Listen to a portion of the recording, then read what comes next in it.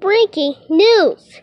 Something have happened on Elisha 06 house. That's because the police is outside.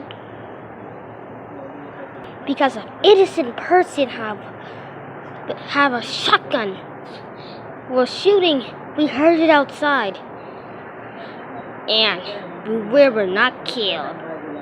You can see the lights right there.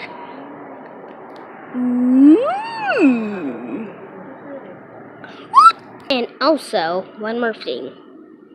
If someone have a shotgun to shoot, just tell somebody.